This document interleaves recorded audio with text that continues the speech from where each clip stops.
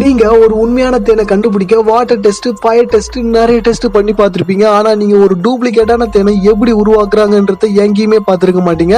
அதை பத்தி நீங்க கேள்விப்பட்டு இருக்க மாட்டீங்க. இந்த வீடியோல அதை பத்தி தான் பார்க்க போறோம். வாங்க பார்க்கலாம். நிறைய இடத்துல பார்த்திருப்பீங்க, தெரு ஓரங்கள்ல தேனை பாட்டில் அடைச்சு வச்சு வித்துட்டு இருப்பாங்க. அப்படி பாட்டில் அடைச்சு வச்சு வித்துட்டு இருக்கிற தேனை எப்படி டூப்ளிகேட்டா உருவாக்குறாங்கன்னு பாத்தீங்கன்னா, தேக்கு மரத்தை அரைக்கிற இடத்துல போயிட்டு தேக்கு மரத்தோட மாவை வாங்கி எடுத்துக்குவாங்க. அந்த மாவை வச்சு சக்கரை பாக உருவாக்கிக்குவாங்க. சக்கரை பாகுல சரியான அளவு அந்த தேக்கு பவுடரை போட்டு ஒரு டூப்ளிகேட் தேனை உருவாக்குறாங்க. அதுவும் அந்த தேன் பாத்தீங்கன்னா ரொம்பவே கெட்டியா இருக்கும். அதனால நிறைய பேர் அது உண்மையான தேனு நம்பிடுவாங்க. இன்னொரு மெத்தட்லயும் டூப்ளிகேட்டான தேனை உருவாக்குறாங்க. அது எப்படின்னு பாத்தீங்கன்னா, சக்கரை பாக நல்லா கொதிக்க வச்சிருவாங்க. கொதிக்க வச்சு ஒரு பெரிய வட்டாவில தண்ணிய கொதிக்க வச்சு தேனை பாட்டிலையோ இல்ல சில்வர் பாத்திரத்திலயோ ஊத்தி அந்த கொதிக்கிற தண்ணி உள்ள வச்சிருவாங்களாம். வச்ச உடனே பாத்தீங்கன்னா அது உள்ள இருக்கிற சக்கரை பாகு நல்லா கெட்டியாகி தேன் மாதிரி ஆயிடுமா. அதையும் பாட்டில்ல வச்சு விக்கிறாங்களாம். நம்ம கடைசியா பார்க்க போற மெத்தட்ல தேனை எப்படி உருவாக்குறாங்கன்னு பாத்தீங்கன்னா, சக்கரை பாகு நல்லா கொதிக்க வச்சு அதுல ஒரு